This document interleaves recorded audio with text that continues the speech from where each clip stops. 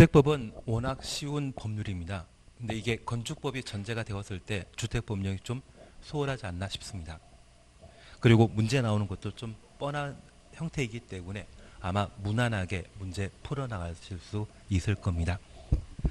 이번 시간에는 501페이지에 7번 사업계획 승인 효과 그리고 1번 공사 착수란 말 찾으셨죠? 얘를 함께 봐주십니다. 1번입니다. 사업계획 승인받은 사업체는 승인받은 사업계획대로 사업을 시행하여야 하고 다음 구분에 따라 공사 시작하여야 한다. 기억 찾았습니다. 사업계획 승인받은 경우에는 5년 이내 공사 개시해야 됩니다. 그리고 니은번 공구별 분할 사업계획 승인받은 경우 최초 공사 진행하는 공구 그냥 우리 109를 하겠습니다. 그 109의 경우는 사업계획 승인받은 날부터 5년 내 공사 개시하도록 되어 있고 B 보시게 되면 최초 공사 진행하는 공구 외 공구 줄만 정없습니다. 얘는 209, 309라 하겠습니다. 최초 착공 신고일부터 2년 이내 그래서 최초 착공 신고일부터 가로 열어놓으시고 2년까지 가로 닫아 놓습니다. 우리가 지금 주택 건설 절차를 함께 살펴보고 있는데 1단계는 주택 건설 사업하는 자를 사업 주체라 하고 이 사업체는 사업계획 승인받아 주택 건설 사업을 시행하게 됩니다. 그래서 1단계 목적은 주택 건설하기 위한 인허가 받는 것이 목적입니다. 사업체 파트에서는 매년 시험에 나왔던 게 조합입니다. 근데 조합이 올해 대폭 개정되고 있거든요. 그래서 매년 시험에 나왔던 조합이 올해 출제되지 않을 수도 있고 심지어는 개정되지 않는 부분 위주로 시험 문제가 나오기도 할 겁니다. 다만 그런 내용들은 모두 7월 24일 날 이후 정리하시는 게 가장 합리적인 공부 방법이 될 겁니다. 만약 그게 시험거리가 아니라고 하면 등록사업자가 시험거리라고 생각해 주셔야 됩니다. 등록사업자와 관련된 내용, 등록 대상에 관한 것과 등록 절차, 특히 요건에 관한 사항 살펴주시는데 그러한 요건은 시행을 위한 요건이었지 시공과는 별개였습니다. 시공이란 두 글자 달리게 되면 이가 추가되었다는 것만 잘 정리하시면 문제 없으실 겁니다. 그리고 사업계획 승인과 관련되어서는 대상과 절차에 관한 내용 보시는데 대상에 관한 내용들 중에 특히 예외에 해당되는 것으로 단정 연립, 단정 다세택의 경우는 50세대부터 사업계획 승인 대상이 될 수 있습니다. 세대 주거적 면적은 30, 진입도의 폭은 6m 이상일 때 50세대부터 사업계획 승인 대상이 될 수 있다. 사업계획 승인 대상에 제외되는 주상 복합 건물의 요건, 장소, 세대수, 비율이었습니다. 그 세 가지 요건 갖추게 되면 건축 허가 받고 주상 복합 건물을 건축할 수 있는데 그에 관한 사항을 정리해 주시는 게 필요합니다. 그리고 절차와 관련되어 사업계획 승인권자는 국토교통부 장관이 예외적 사업계획 승인권자이다. 그걸 잘 정리하시면 됩니다. 고가 주택공사가 주택건설 사업하는 때는 장관 찾아가야 된다는 것 구분해 놓으시고 요건도 7월 달에 법 개정되고 나면 그때 한번 다시 보셔야 할 겁니다. 그래서 아마 요건에 관한 사항이 개정되게 된다고 하면 올해는 대상에 관한 부분을 시험에 낼 수밖에 없습니다. 그리고 2단계로 저 사업계획 승인받은 자는 착공 신고하고 공사 개시하게 되는데 저 착공은 사업계획 승인받은 날부터 5년 내 공사에 착수하도록 되어 있습니다. 근데 우리 하나 이해하실 것이 있습니다. 통상 착공과 관련되어서는 2차기 원칙입니다. 2년 이내 공사 착수하는 것이 원칙이고 건축 신고한 자는 1년 내 공사 착수하며 공장에 대한 허가 받은 자는 3년 내 공사 착수하며 5착은 우리 국토계획법상 주민이 입안 제한한 지구 단위 계획이 결정되게 되면 5년 내 공사 착수해야 되고 착수하지 않으면 5년 되는 다음날 효력 상실합니다. 그냥 지구 단위 계획입니까? 입안 제한한 지구 단위 계획입니까? 입안 제한한 지구 단위 계획만 5착이라는 것 기억해 주셔야 됩니다.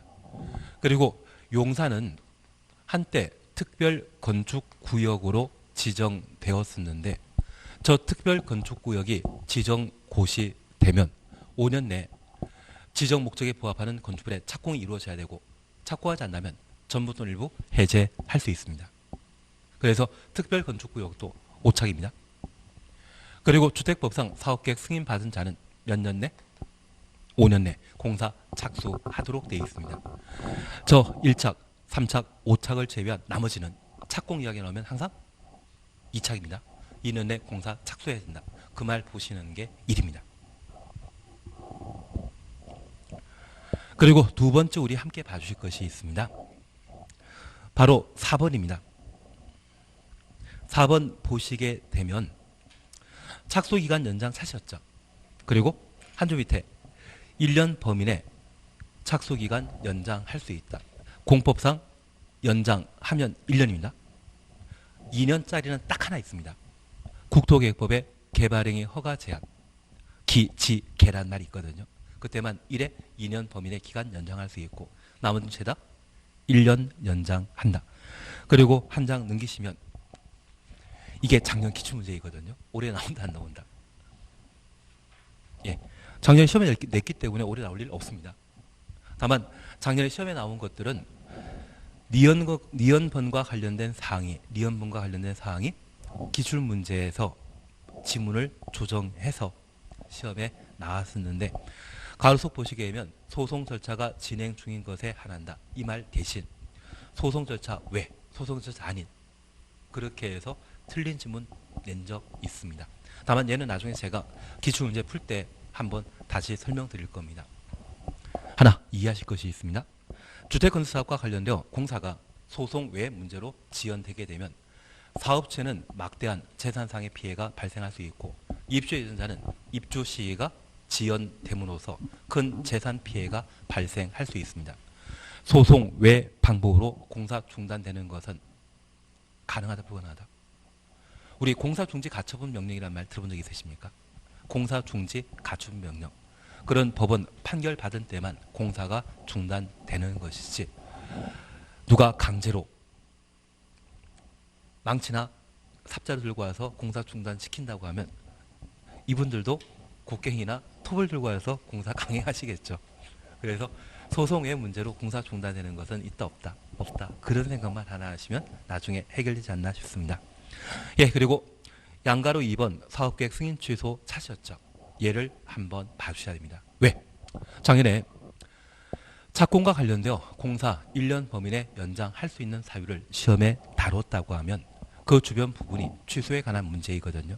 그래서 이 취소에 관한 내용을 잠깐 확인해 놓습니다. 1번입니다. 사업계획 승인보다는 다음 어느 하나에 해당되는 경우 사업계획 승인 취소할 수 있다. 취소부터 할 수 있다까지 가로해 놓습니다. 그러면 첫 번째 우리 봐주실 것은 주택법상 사업계획 승인 취소는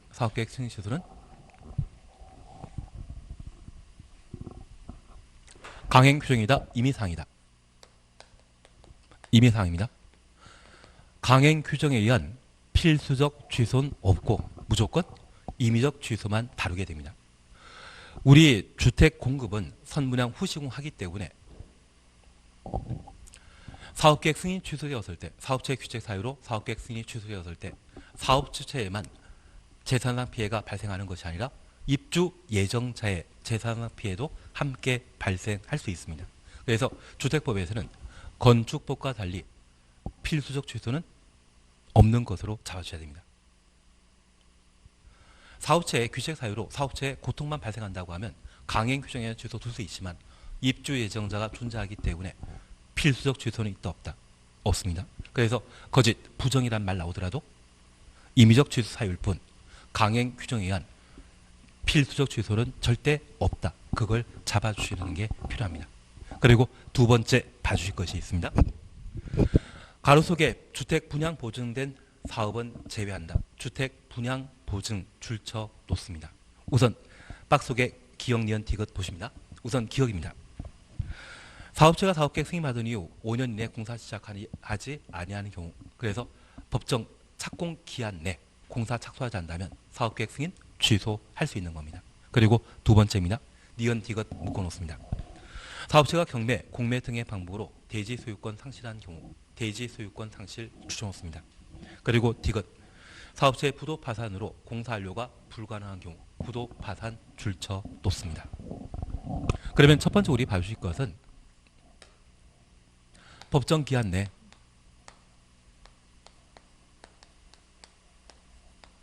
공사 착공하지 않는다면 사업계획 승인 취소 사유라는 것 기억해 주시고, 두 번째, 경매, 공매 등의 방법으로 대지 소유권을 상실하면 사업체가 부도 파산하여 공사를 더 이상 진행할 수 없는 때에는 당연히 주택건설 사업이 불가능하기 때문에 사업계획 승인 취소할 수 있습니다.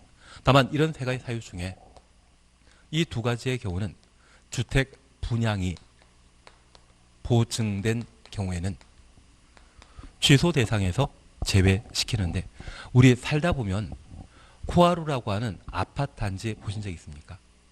그 코하루 아파트 단지는 사업체가 부도 파산하여 한국토지신탁에서 잔여 공사 완료해서 입주 예정자에게 주택을 공급한 형태이거든요. 현재 대한민국의 주택 공급은 선 분양 후 시공입니다. 결국 완공된 물건 받기 전에 미리 계약금과 중도금을 건네는 형태로서 입주 예정자는 그 아파트를 꼭 분양받을 수 있는지 의아할 수 있거든요. 무조건 분양해 준다. 신탁회사에서 보장하는 것을 뭐란다? 주택 분양 보증이라 표현하게 됩니다. 주택 분양 보증된 때 사업체가 부도 나거나 사업체가 대지 소유권 상실하더라도 신탁회사에서는 분양 보증했기 때문에 잔여 공사 완료하고 입주 예정자에게 주택을 공급 분양하게 됩니다. 그래서 만약 주택 분양 보증된 경우 사업체가 부도 난 경우 사업계획 승인 취소할 수 있다. 이 말 나오면 틀립니다. 취진 이해되시겠습니까? 그래서 제가 부탁드리는 것은 주택 분양 보증이란 말 보게 되면 얘는 취소 사유가 아니다. 취소 사유가 못 된다라는 것을 기억하시고, 코하루라고 하는 아파트 단지 보신 적이 있다고 하면 걔는 분양 보증된 아파트이기 때문에 코하루라고 하는 아파트 단지를 보실 수 있는 겁니다. 취지는 조금 이해되시겠습니까? 예, 그렇게만 파악하시면 됩니다. 예, 그것 하나만 해주신다고 하면 작년 출제 파트가 연장에 관한 내용을 시험에 다뤘기 때문에 그 주변 문제를 어느 정도 해결할 수 있지 않나 싶습니다. 감리에 관한 문제는 20년에 한번 나옵니다. 그래서 우리 시험에 27회 때인가 26회 때 한번 나온 적이 있거든요. 나중에 문제 풀 때 또는 기출문제 풀 때 그때 한번 필요하면 제가 한번 다루도록 하겠습니다. 감리 하는 거 아닙니다. 감리는 우리가 건축사 시험 준비할 때 그때 열심히 하시면 됩니다. 그리고 한 장 넘기시면 505페이지에 사용금사 차시였죠. 사용금사에 관한 내용을 함께 살펴보십니다. 양갈 1번입니다. 사업체는 사업계획 승인받아 시행하는 주택건설사업 등을 완료한 경우 주택, 부대시설, 복리시설 모두에 걸쳐 시군구청장 추천했습니다. 가로 속에 국가, 주택공사가 사업 주체인 경우에는 국토교통부 장관 추천했습니다. 사용금사 받아야 한다. 505페이지 사셨죠? 그리고 한 장 넘기십니다. 3번 사용금사 절차로서 15일이라는 것을 우리가 볼 수 있을 겁니다. 15일 줄만 쳐놓습니다. 그러면 이렇게 잠깐 봐놓습니다. 착공신고 후 주택건설사업이 모두 완료되게 되면 사업계획 승인받은 대로 공사 이루어졌는지 확인고자 사용금사 받고 완공된 주택을 사용할 수 있습니다. 그러면 사용금사 대상은 주택건설사업이 완료된 때, 그리고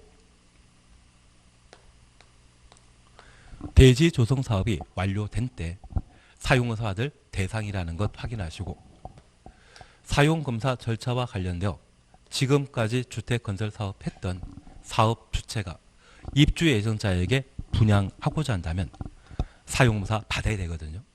그래서 그 사업체는 사용금사권자인 국토교통부 장관, 시, 군, 구청장에게 사용금사를 신청하게 되면 신청받은 날부터 15일 내 사용금사 하여야 합니다.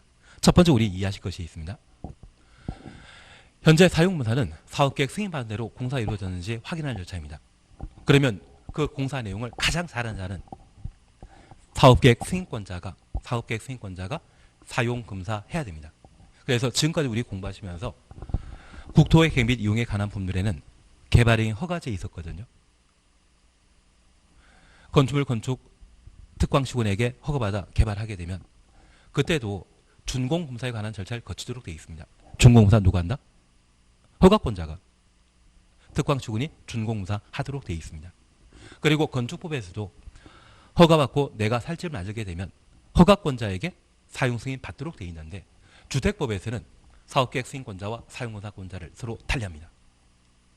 그러면 우리가 잠깐 이해하실 것은 현재 30세대 이상의 주택건설사업 하게 되면 그 주택건설사업 이후에는 반드시 건축물 대장이 만들어져야 됩니다. 대장 만들고 있는 자는 누구만? 시군구청장만. 장관에게 사업계획 승인 받은 자는 장관에게 사용검사 받는 것이 당연하지만 사업계획 승인권자에게 승인받은 주택건설사업이 완료된 때는 소유권 보존 등기와 이전 등기 하기 위한 대장 작성할 수 있는 시, 군, 구청장에게 사용검사 받도록 되어 있습니다.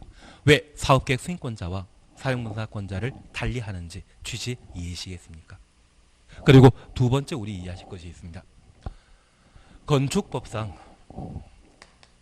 사용 승인 절차는 사용 승인 신청 있은 날부터 7일 이내 검사 실시하고 합격한 건축물에 대해서는 사용 승인서를 발급하게 되는데 건축법상 사용 승인 대상은 건물 한 동입니다. 주택단지에는 여러 동이 존재할 수 있기 때문에 그 기간을 길게, 그래서 며칠로? 15일로 사용검사 기간을 정해놓고 있다. 그래서 꼭 사용검사에서 처리기간이 15일이라는 것을 보게 되면 항상 건축법의 사용 승인 기간은 며칠? 7일. 건축법에서는 7일이고 주택법에서는 건물 여러 동을 대상으로 사용검사 하기 때문에 15일이라는 것만 하나 확인해 놓습니다. 그러면 충분합니다. 이 사용검사 이후에는 건설한 주택을 사용할 수 있다. 그러면 충분합니다. 한 장 응시입니다. 508페이지에 주택건설 촉진 대책이라는 말이 각각 나오는데 이쪽은 이렇게만 잠깐 살펴놓습니다. 우리 잠깐 다시 보십니다. 우리 1단계와 관련되어 사업체 파트에서는 주택건설 사업을 시행할 수 있는 자, 등록사업자와 7월 24일 날 이후 최종 개정되는 조합에 관한 내용을 정리해 나가시는 게 필요합니다.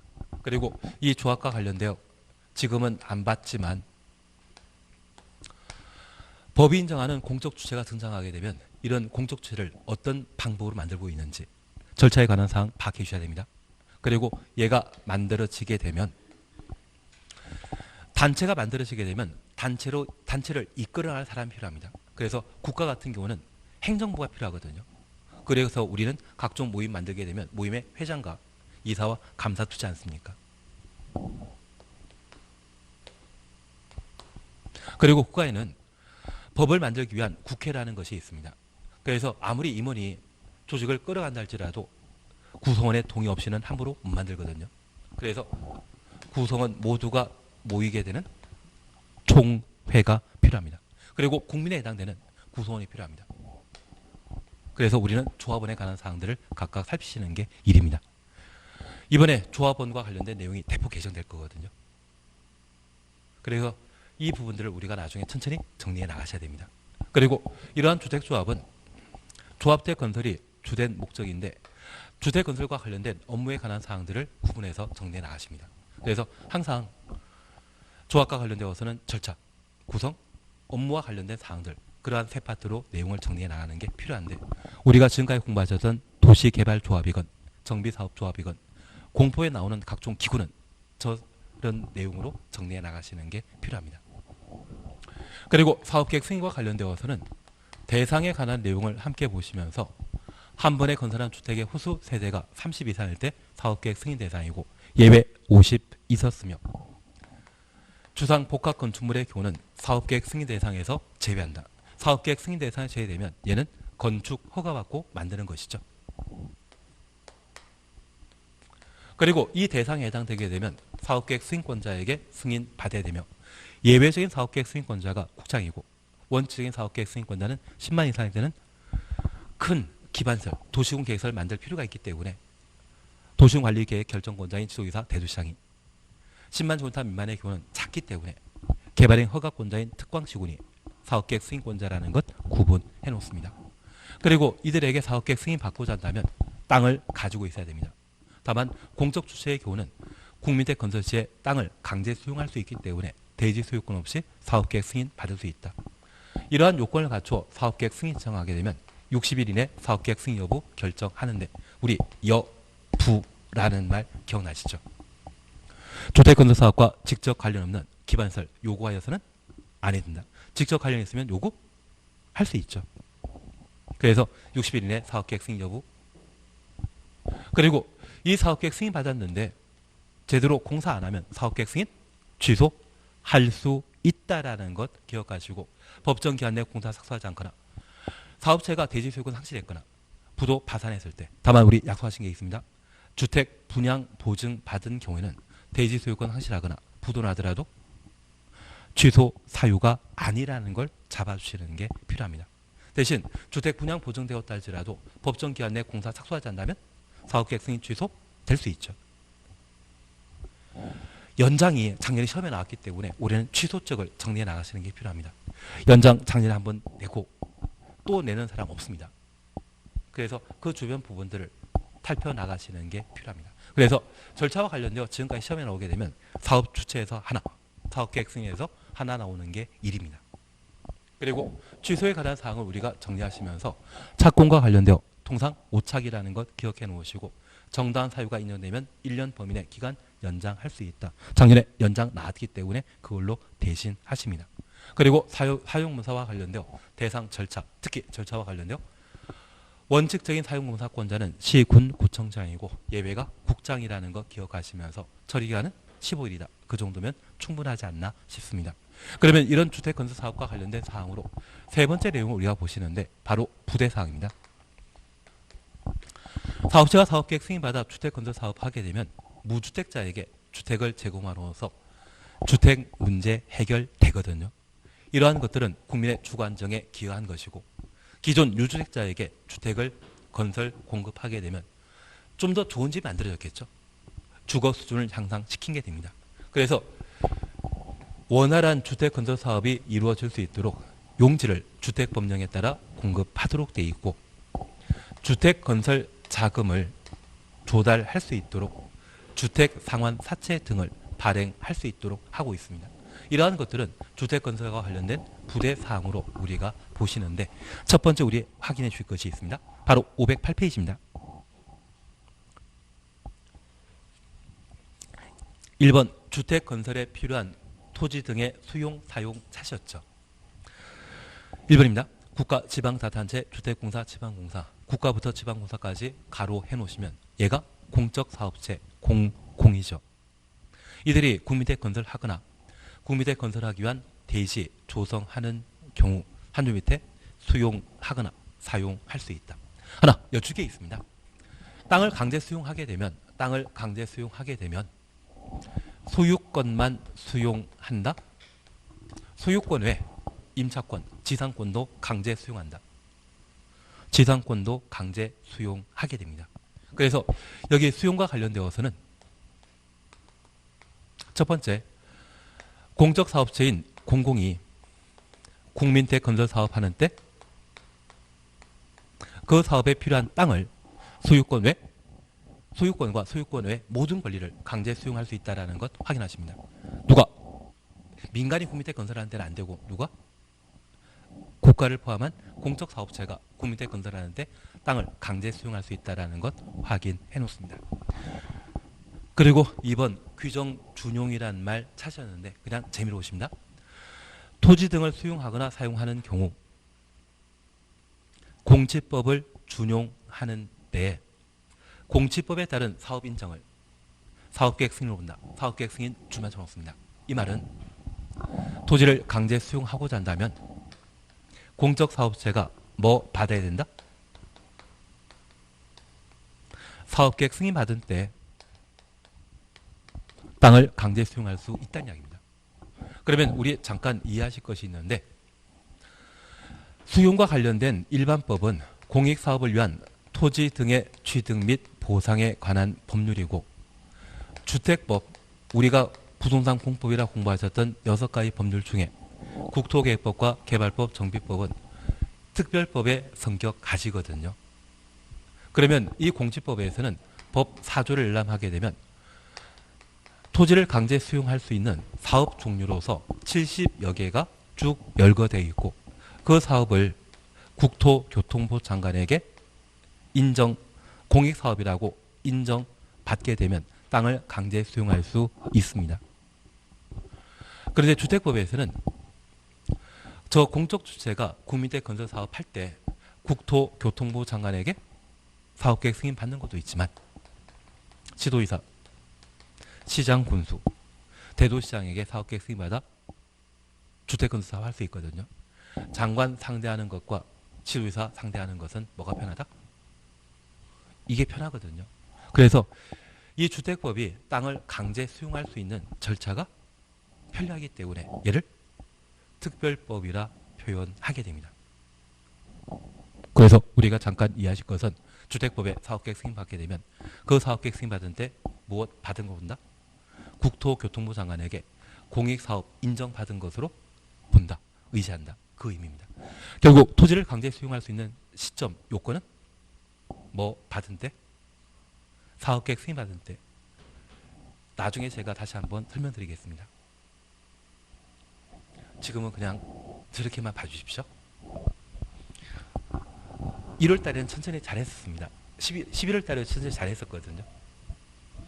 근데 오늘 어떻게든 농지법까지 가야 됩니다.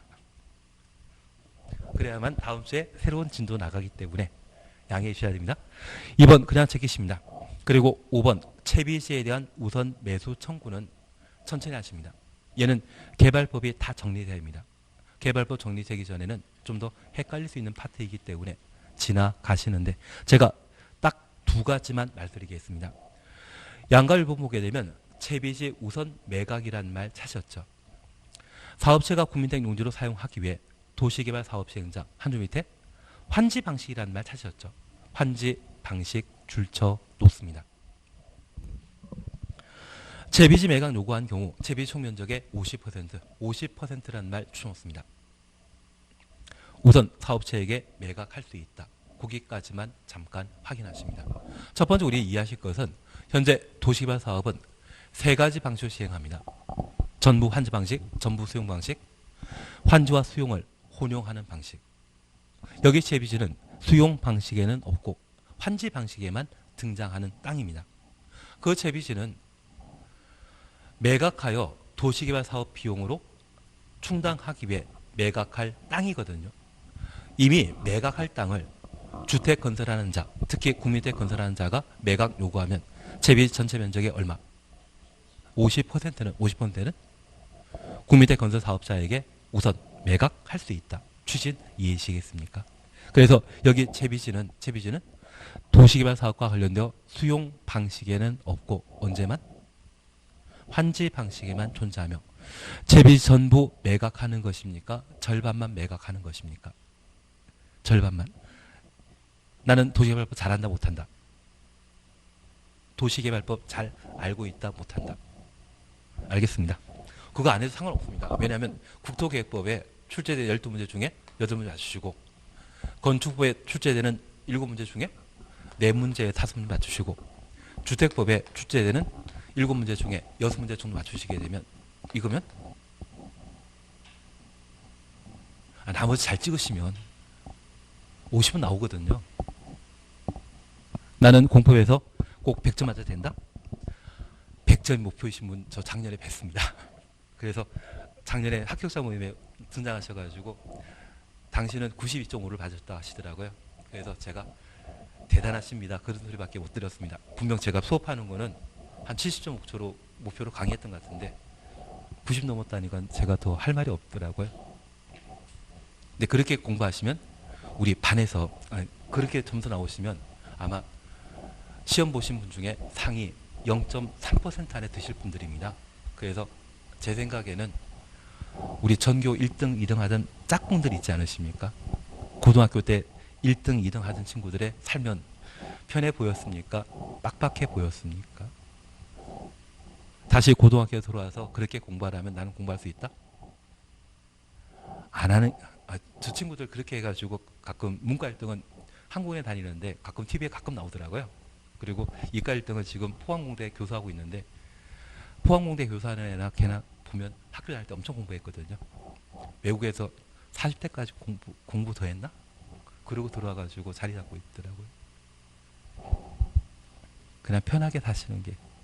그리고 항상 우리 기억하실 게 학교의 1등이 사회 1등 아니던데요. 괜한 얘기 드렸습니다. 그래서 편하게 유두리 있게 사시는 게 더 성공할 수 있는 가능성이 있지 않나 싶습니다. 좋은 이야기를 못 들었습니다. 그냥 우리 채비지는 그냥 대충 저렇게만 좀 이해하시는 쪽으로 해주십니다. 그러면 그냥 제가 농담 삼아 하나 이야기 드릴 게 있습니다. 여기 채비지를 도시개발사업 하면 이 도시개발사업에는 아마 상업지역과 주거지역, 공업지역이 있을 텐데 이 공업지역을 아예 빼버리고 상업지역 아니면 주거지역입니다. 저 채비지를 저렴하게 팔고 싶어 하십니까? 비싸게 팔고 싶어 하십니까? 비싸게. 그러면 어떤 용도로 해서 팔아야 된다? 상업지역으로. 만약 국민택 건설 사업자가 채비 전부를 국민택 건설 용지로 매각하라고 하면 주거 지역으로 해서 매각하는 것이거든요. 그 도시발 사업 시행자는 망해버립니다. 이거 절반 팔고 나머지 채비지는 무엇으로? 상업적으로 팔아야만 괜찮거든요. 우리 89년도에 분당 신도시 개발 사업 했던 거 기억나십니까? 그 분당 신도시 발표하기 전에 분당 땅이 평당 10,000원이었습니다. 87년, 88년에. 그랬습니다, 진짜. 그리고 얘가 89년도에 주택공사에서 토지를 강제 수용할 때 평당 27만 원에 수용했거든요. 그리고 아파트 건설 공급하게 되었을 때 평당 600만 원에 아파트 건설 공급했고 상업용지 공급할 때는 평당 2천만 원 가까이에 분양한 적이 있거든요. 상업용지가 더 비싸지 않습니까? 그래서 채비지를 매각하게 되면 전부 매각하는 것이다. 절반만. 그래야만 누구를 위한 것입니까? 시행자, 도시발 사업 시행자 먹고 살아야 되죠. 조금 이해는 표정은 안 되는 것처럼 보입니다. 개발법 다 천천히 하면 쓰시면 됩니다. 하여튼 우리는 국토계획법, 건축법, 주택법만 열심히 하면 충분히 좋은 점수 나오시죠. 한 장 넘기시면 6번 국공유지의 우선 매각 차시였죠. 국가 또는 지방자치단체는 그가 소유한 토지를 매각하거나 임대할 때 다음 어느 하나에 해당하는 자가 매수 또는 임차 원하면 우선 매각하거나 임대할 수 있다. 1번입니다. 국민택 규모의 주택을 50% 이상 건설하는 경우 국민택부터 50% 가로 해놓으시는데 이번에 1000세대 아파트 만들게 되면 국민택 규모인 주거 전용 면적 85제곱미터 이하의 주택을 500세대 이상 건설하는 자에게 국공유지를 우선 매각할 수 있다. 그런 의미가 되게 됩니다. 취시 이해시겠습니까? 그리고 2번입니다. 주택조합이 건설하는 주택건설. 이런 경우에는 국공유지를 우선 매각할 수 있습니다. 그리고 2번입니다. 국가 등은 토지를 매수하거나 임차한 자가 매수일, 임차일 2년 앞에 가로 열어놓습니다. 2년 이내 국민택 규모의 주택건설 사업 등을 건설하지 아니하거나 건설까지 가로 닫아놓습니다. 대지조성사업 시행하지 아니한 경우에는 판매하거나 임대차 계약을 취소할 수 있다. 확인되시겠습니까? 그러면 방금 보셨던 건설은 완공이겠습니까? 착공이겠습니까? 착공입니다. 그래서 우리 주변에 25층짜리 아파트 만들게 되면 순수한 공사 기간이 30개월이 필요합니다. 그런데 부땡이라고 하는 회사 있거든요. 회장님의 친척분이 골조 공사를 담당하는 자회사, 하도급 회사의 사장님이시거든요. 그래서 분명 갑을 관계가 형성되는데 불구하고 회장님의 가까운 친척이라 해서 대충 부실시공하는데 불구하고 뭐랄 못한다고 합니다. 그래서 30개월 걸리는 골조 공사를 한 6개월 만에 7개월 만에 공사 끝내는 경우가 있었다고 합니다. 요즘은 몇 번 문제 나가지고 회사가 바뀌었다더라고요. 왜? 회장님도 교도소 가실 상황이니까. 요즘은 좀 안 그럴 것 같습니다. 8개월 만에 공사 끝나면 비 오면 이상한 거 많이 생기다더라고요.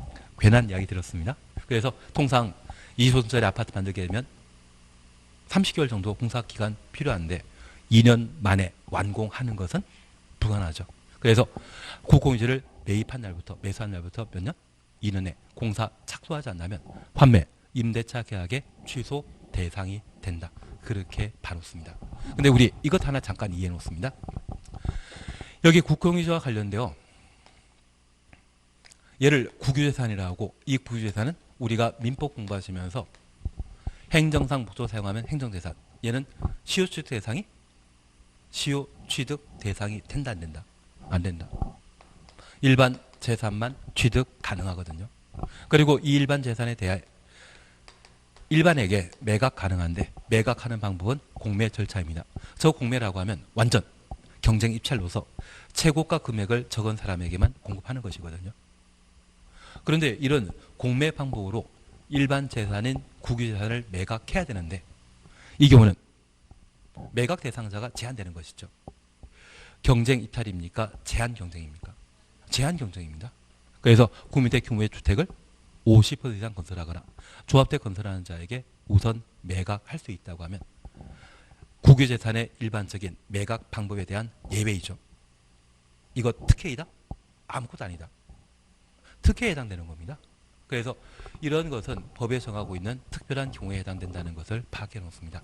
우리끼리만 알고 계시는데 우리 나중에 부동산 중개업하시게 되면 내가 활동하는 무대가 있지 않습니까?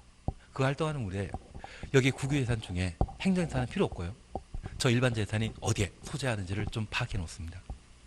그리고 그 주변 땅을 조금 사놓고 이걸 포함해서 국유재산 포함해서 지역주택조합에서 조합대 건설하거나 뭔가 개발사업 하게 되면 얘를 이런 방법으로 취득할 수 있거든요. 그러면 이 국유재산에 해당되는 일반 재산은 감정평가를 매년 한다? 돈 들어가기 때문에 10년에 한 번, 20년에 한 번 한다? 10년에 한 번 할 겁니다. 그리고 그 시장님과 아주 내가 절친이라면 그 감정 가격에 넘겨주시면 싸게 나오지 않겠습니까? 뭔지 잘 모르고 와닿지 않습니다. 하여튼 나중에 우리가 10년 하건 20년 하건 한번 저런 사업만 한번 성공하시게 되면 자동차가 바뀌실 겁니다. 작은 게 아니라 좀 큰 거 타고 다니시는 것 같은데. 하여튼 나중에 저 일반 재산에 주면 아닙니다. 지금 시험이 중요하지 이게 중요하겠습니까? 예, 그래서 우리 저런 특례 규정을 한번 눈에 익혀주시는 것도 방법이 아닌가 싶습니다.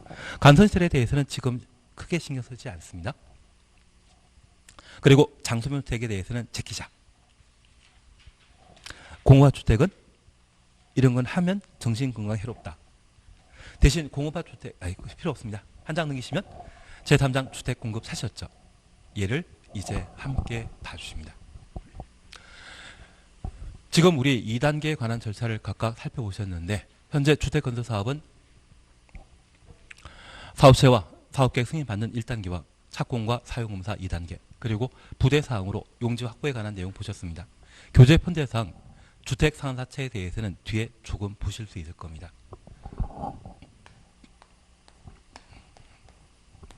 이제 함께 보실 것이 바로 주택 공급입니다. 사업계획 승인받아 30세대 이상의 주택을 건설하게 되면 모두 내가 살 집이다, 팔 집이다. 팔집입니다. 그래서 파는 집, 그 파는 집에 관한 사항을 한번 살펴주시는데 현재 주택 공급과 관련되어서는 우리 시험 범위는 아닌데 주택 공급에 관한 규칙이 있습니다. 그 주택 공급 규칙에는 우리 아파트 분양받게 되었을 때 일반 공급이란 말과 특별 공급이란 말 들어본 적 있으십니까? 일반 공급 대상이 되게 되면 치열한 경쟁률을 뚫어야 되는데 특별 공급 대상이 된다고 하면 그래도 경쟁률이 대폭 완화되거든요. 나는 그런 거 필요 없으니까 그걸 공급 규칙에서 정해놓고 있습니다. 필요 없기 때문에 우리는 지금 시험 나올 것만 하자. 그게 목표입니다. 대신 나중에 특별 공급과 관련된 내용을 잘 꿰차시고 내가 이해하고 하다 보면 내가 아파트를 새로 신규 분양받는 게 좀 수월해질 수 있고 내 가까운 가족들이 분양받게 좀 잘 도와주는 것도 가능하지 않나 싶습니다. 하여튼 법은 대한민국에 한 2,000개 있거든요. 우리는 이 정도 공부하시면 충분히 그런 것도 다 정리할 수 있지 않나.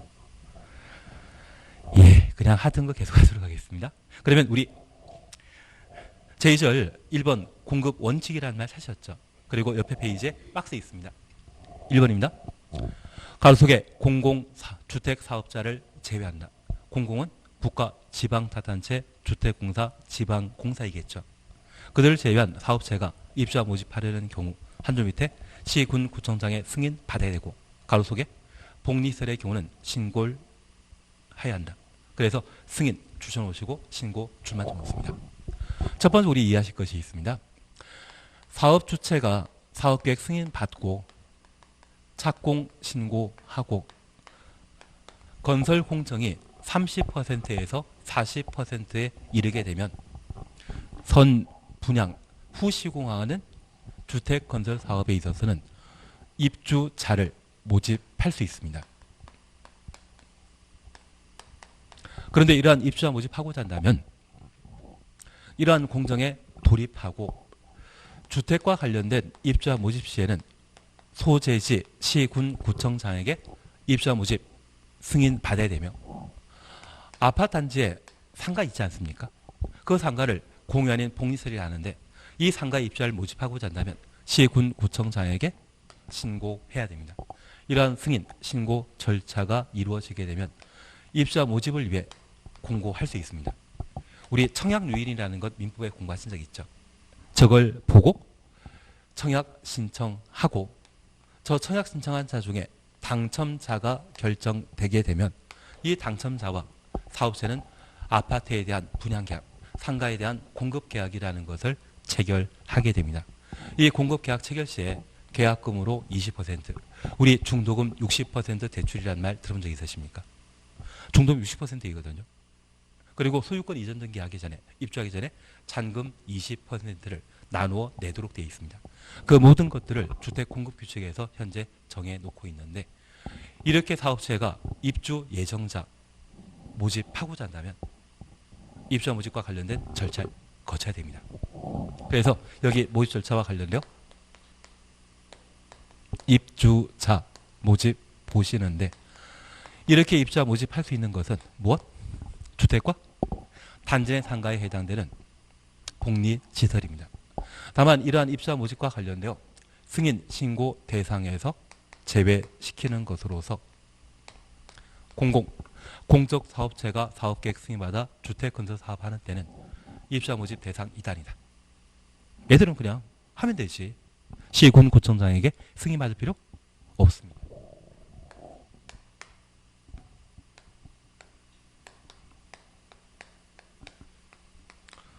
사업계획 승인받아 주택건설 사업하는 사업체는 시, 군, 구청장에게 주택과 관련되어서는 입주자 모집 승인받아야 되고 단지 내 상가에 해당되는 복리시설의 경우에는 시, 군, 구청장에게 뭐해라?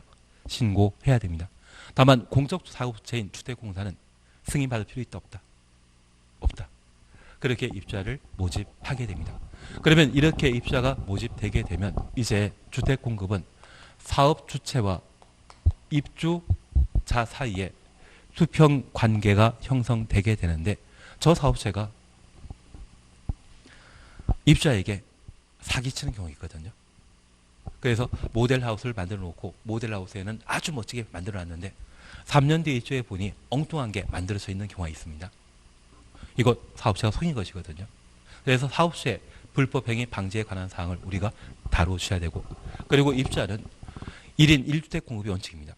김영삼 대통령이 출마하더라도 1세대 1주택 공급이 원칙이었는데 지금은 1인 1주택 공급으로 바뀌어버렸거든요. 그러면 집에 하나 가져야 되는데 불구하고 한 사람이 50채 그리고 대전 같은 경우는 제가 이야기 들으니 한 사람이 200채에 가까운 아파트를 가지고 계시다더라고요. 아마 그분 때문에 대전 아파트 가격이 많이 오르지 않았나. 괜한 이야기 드렸습니다.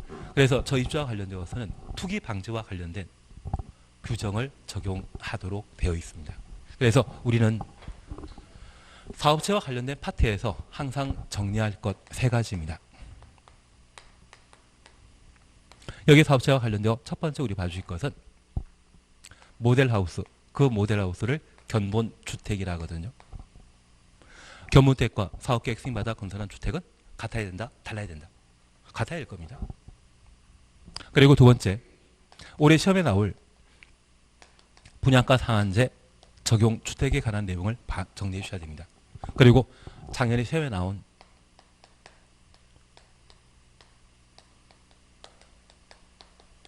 사용 금사 후 매도 청구 제도가 있습니다.